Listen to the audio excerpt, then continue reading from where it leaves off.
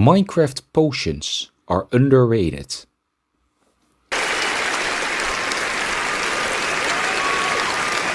I don't say that because people necessarily underestimate their potential, but because a lot of people don't bother carrying potions around with them unless they already have a specific goal only achievable through these potions. Think potions of weakness for curing zombie villagers, potions of healing for a boss fight, etc. But outside of these special occasions, I don't see many people often using potions in a standard Minecraft Let's Play. This is probably due to the fact that it takes quite some time to brew these potions, with some very specific ingredients to get depending on the potion you want. Are you winning, son?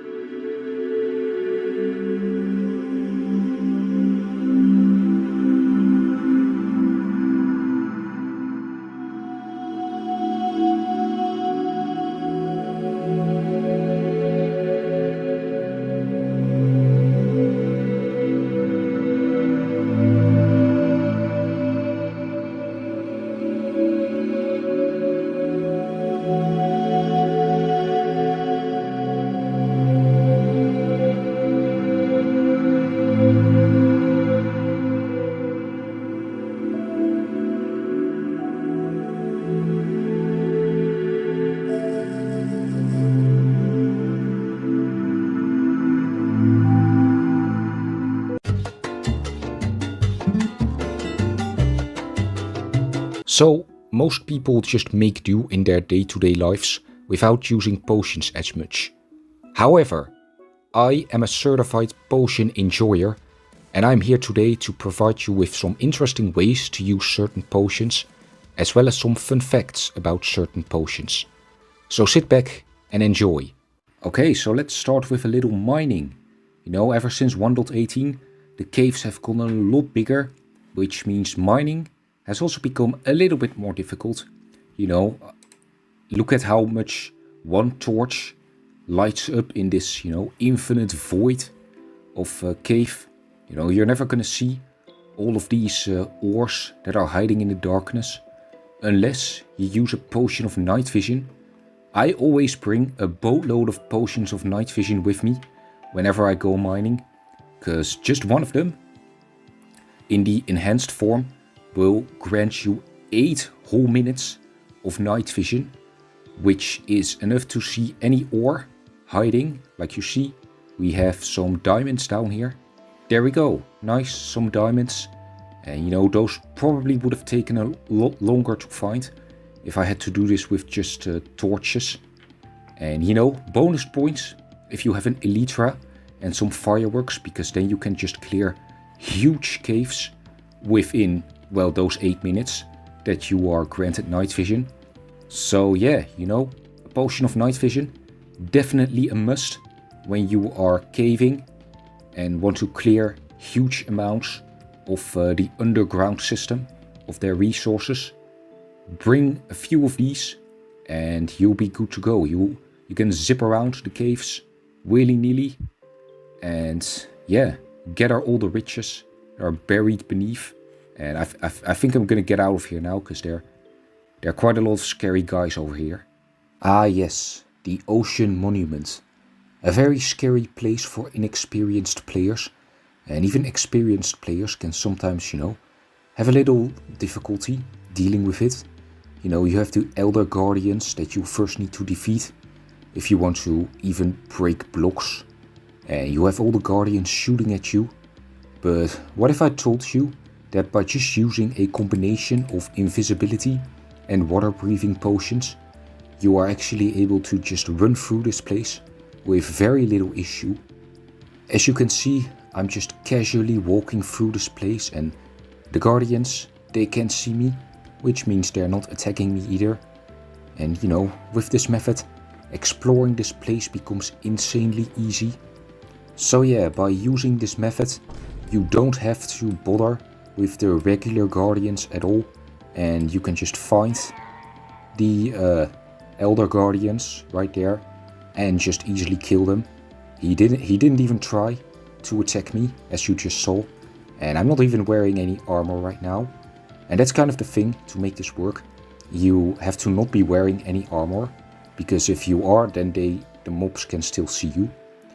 But yeah, as you just saw, even without any armor, taking that thing down was a piece of cake. You know, now I did spawn in a pretty good trident, but it's not that difficult to get good enchantments for a trident. So yeah, water breathing and invisibility together make the ocean monument a pretty easy place to survive and navigate in. Alright, now let's talk about the potion of strength. A potion that can increase your attack damage for a certain amount of time. And this is a very interesting potion because it allows you to one-shot things more easily. So right here I have a sharpness 5, sweeping edge 3 netherite and diamond sword. And we're gonna do some experimentation here. So with these swords and without the buff that the potion of strength grants, I am not able to one-shot, you know, just regular piglins without armor. Yeah, and as you can see, I am not able to one-shot them with a critical hit either. However, with the potion of strength that I have in my hand here, this is a level 1 potion that has been extended up to 8 minutes. So if I drink this, I am actually able to one-shot regular piglins without any armor with a critical hit swing from the diamond sword. And even better, with the netherite sword, I can actually use my critical hit to also one-shot the piglins that have armor. Though with only strength 1, I still can't one-shot the armorless variants with you know, just a regular swing. For that, you're actually gonna need a potion of strength 2. So if I drink this, now I have strength 2. So now if I go up to this guy with the netherite sword, bam, I'm able to one-shot him without a critical hit. Yeah, and with strength 2, I can also use the diamond sword. As you can see, this guy's wearing golden pants, so he's got a little bit of armor. But with the diamond sword, I am able to take him out with a critical hit. And something else noteworthy is that with the diamond sword and strength 2, you can also just one-shot the regular guys. Yeah, and as you can see, here we have a piglin that has 2 pieces of armor, but with the netherite sword and strength 2, boom, he's dead. So yeah, with sharpness 5, sweeping edge 3 and strength 2, you can start one-shotting a lot of these piglins. But you know, why am I showcasing all of this? Why am I using piglins specifically?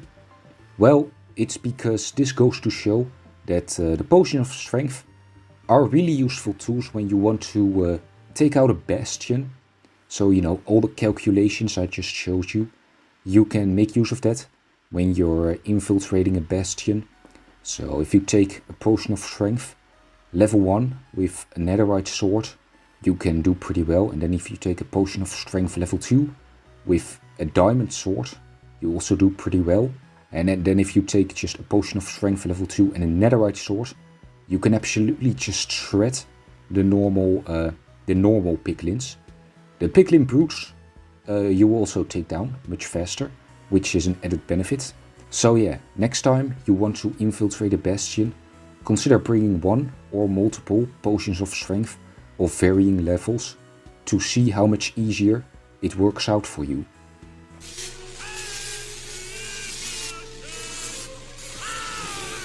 But alright, let's go back inside the caves of the overworld with another potion this time the Potion of Healing.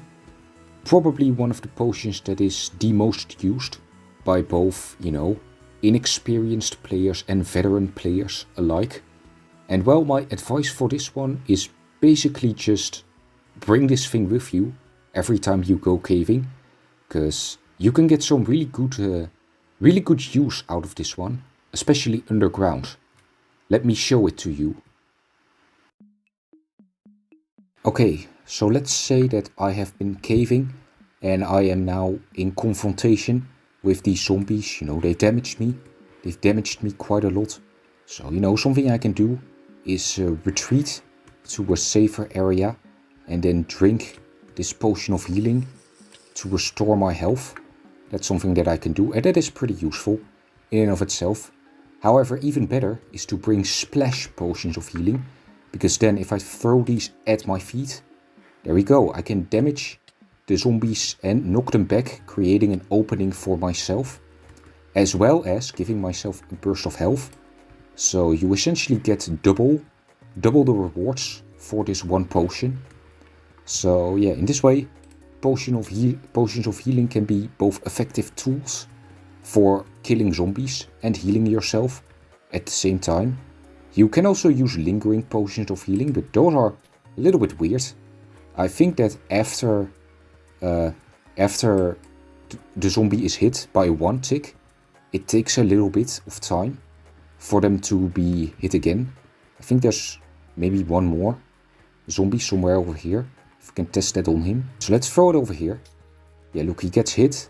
And then it takes a little bit of time for him to be hit again. And then after a little bit, he just seems to be kind of immune. So I would say the splash potion is probably just better to use in a pinch. But the lingering potion, if you're up against a really large group of undead mobs, then the lingering potion can definitely be more worthwhile. But yeah, in that way, the potion of healing and the splash potion of healing specifically can be a really versatile tool while caving underground, being able to both keep yourself safe and keep the enemies at bay. Alright, so I just finished recording and editing this part of the video, and then I realized I was supposed to properly explain the potion of healing / potion of harming confusion with the undead mobs, but I only briefly glossed over it. So I'm gonna explain it in a little more detail right now. Consider this a bonus fact. So within Minecraft we have a few mobs that are classified as undead, not living. Think your zombies, your skeletons, all that. But that actually does affect their interaction with the potion of healing and the potion of harming. Yeah, you see, because these mobs are classified as undead, they are essentially, the opposite of living. So whereas a potion of healing heals our player and a potion of harming damages our player, for the undead class of mobs, such as the zombies, the skeletons, the drowned, and a few others, it's actually the opposite way around because they are undead. So a potion of healing will harm them and a potion of harming will heal them. So that's basically the reason why I specifically recommend doing that trick with the potion of healing while caving, because there you're going to encounter a lot of zombies and skeletons, but other mobs you encounter there, like creepers and spiders, the strategy will not work for them, which is why, I recommend doing this underground while you're caving, because that's where you're gonna run into the most zombies and skeletons. So there you have it. Just to prevent some confusion, a quick crash course on the undeadness of certain Minecraft mobs. So the Ender Dragon fight isn't particularly the most difficult thing in the world, but one aspect of the fight that is a little bit tricky to always figure out is how to get rid of these big crystals in the cage. So, how do you break the cage open and remove the crystals without getting hurt yourself? There's all sorts of different ways to do it, but the method that I always use is one that involves the potion of slow falling.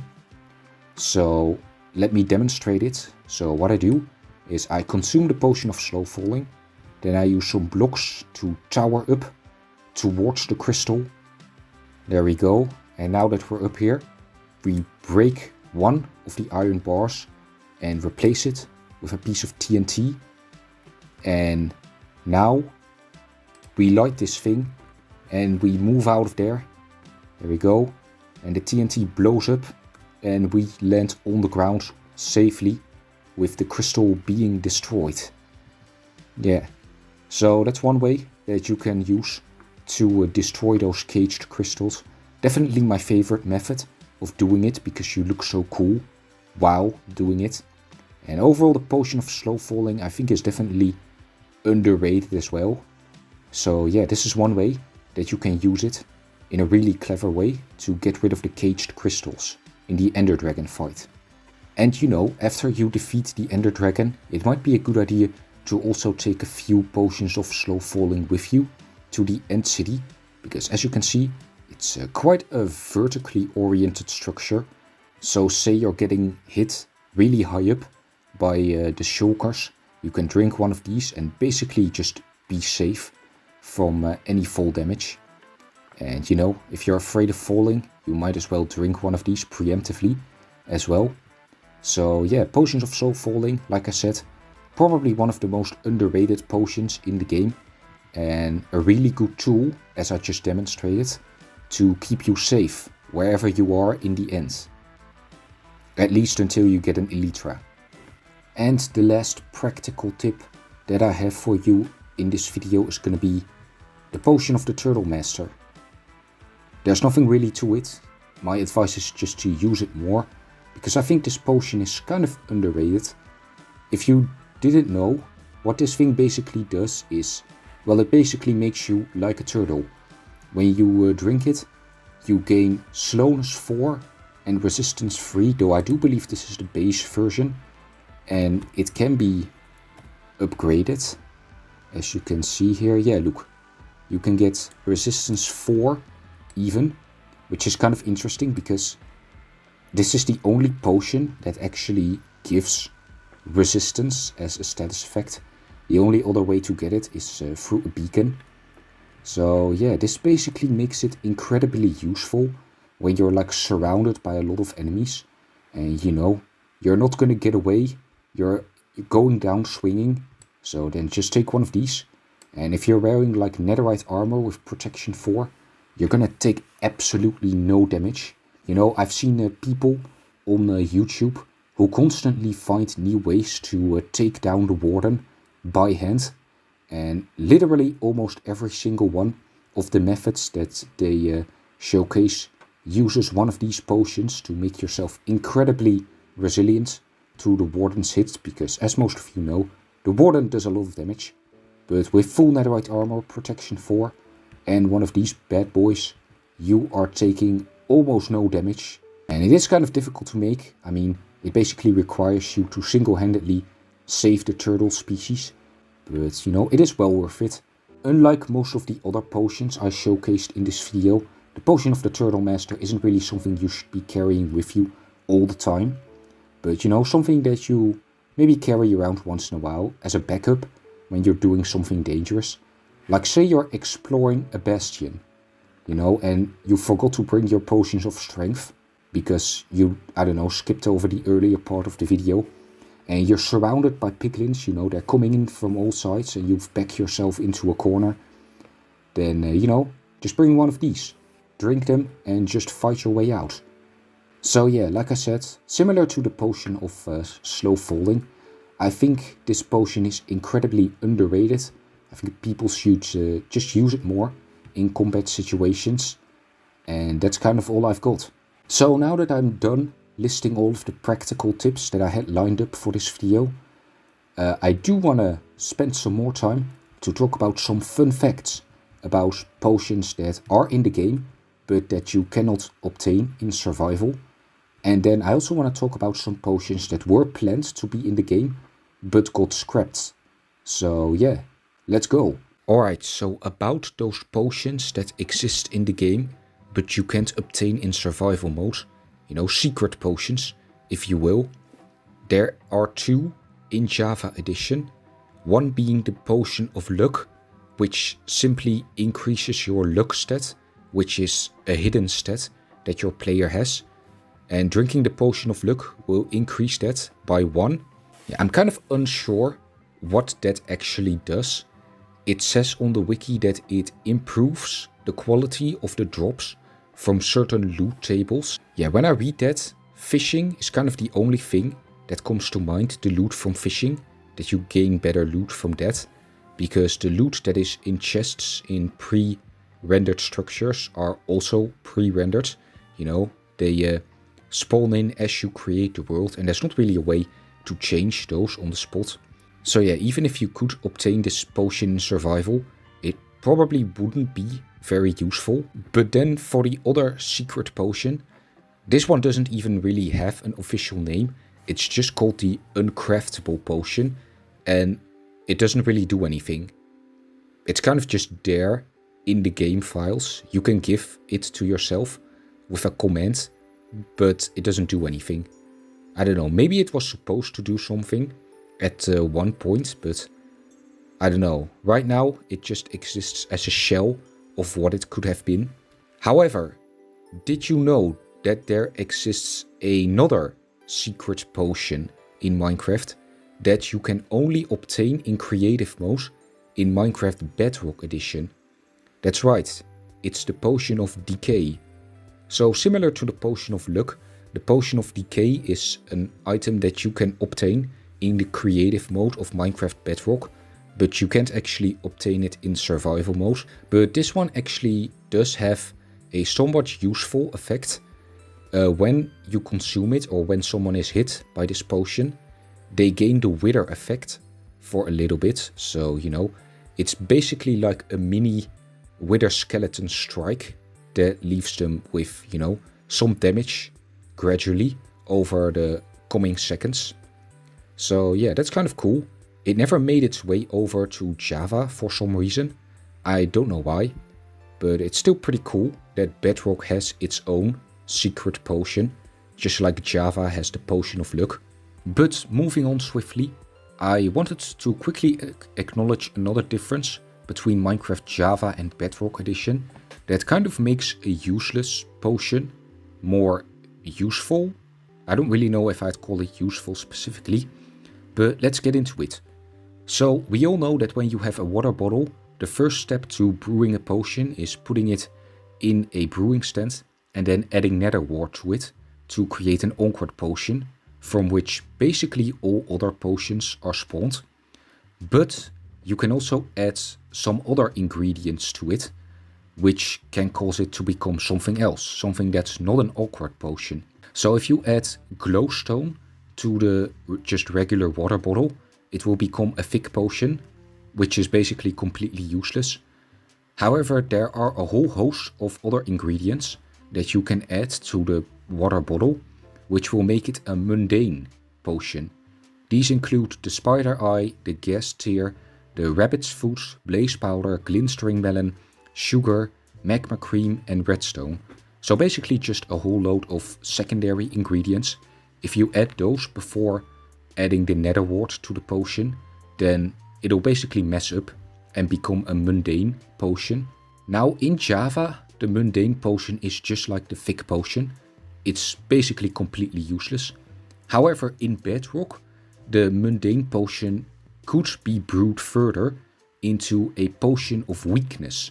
It's basically like the basis for a potion of weakness, or it's more accurately to say it is an alternative basis, which is, I guess, kind of useful to make something useful out of something that is useless in Java Edition. However, in Java Edition you can just brew potions of weakness by adding a fermented spider eye to a regular water bottle. So I feel like this wouldn't really be that useful, since you'd just be spending resources making a mundane potion. But still, it's an interesting little difference between the two versions. Alright, so moving swiftly on from potions that are actually in the game but don't see much usage, to potions that were only briefly in the game. If you didn't know, every year on April 1st, Mojang releases their yearly April Fool's update, where for one day on April 1st, they just completely turn the game on its head and adds all kinds of weird features and mechanics.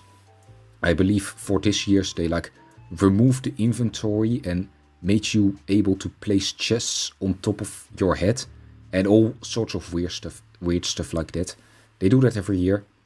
But in 2015, in the April Fool's update for 2015, Mojang added 2 types of new potions.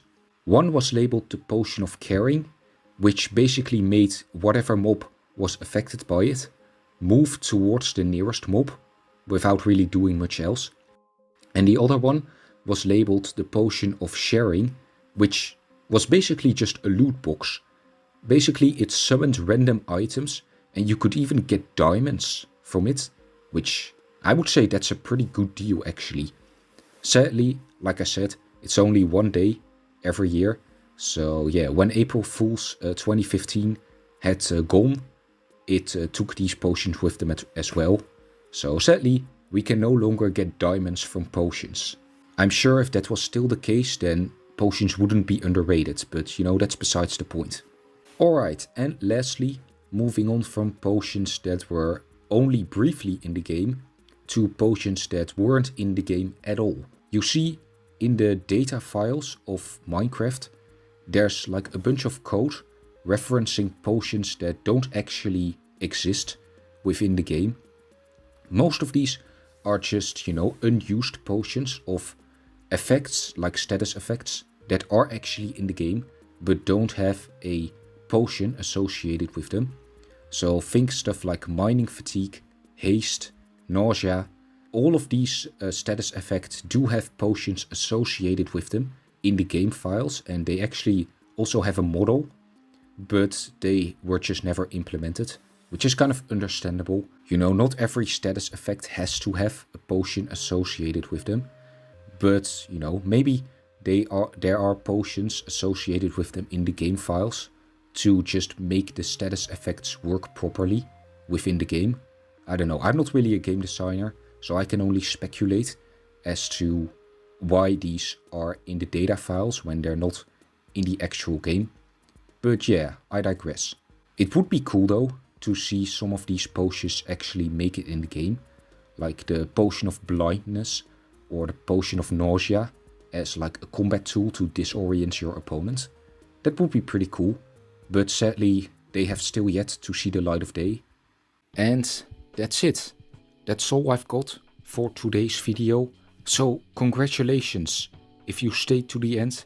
You have now also become an official certified potion enjoyer. Seriously though, I really appreciate if you've stayed here towards the end and watched the entire video. I hope I've been able to spur on some new ideas within your head. And like I said in the beginning, potions are very underrated. So who knows, if this video does well, maybe I'll make a part 2.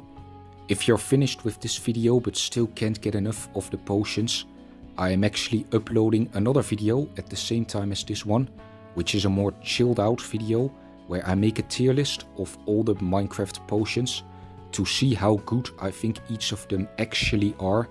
So yeah, make sure to watch that after you're done with this video.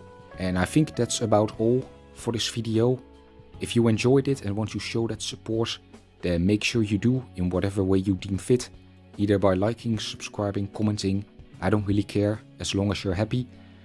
And that's gonna be all from me. Once again, thank you for watching. I hope you enjoyed it. I hope it spurred on something new within your mind. And I hope to see you all in a good mood in the next video. I'm going to go now. Goodbye everyone.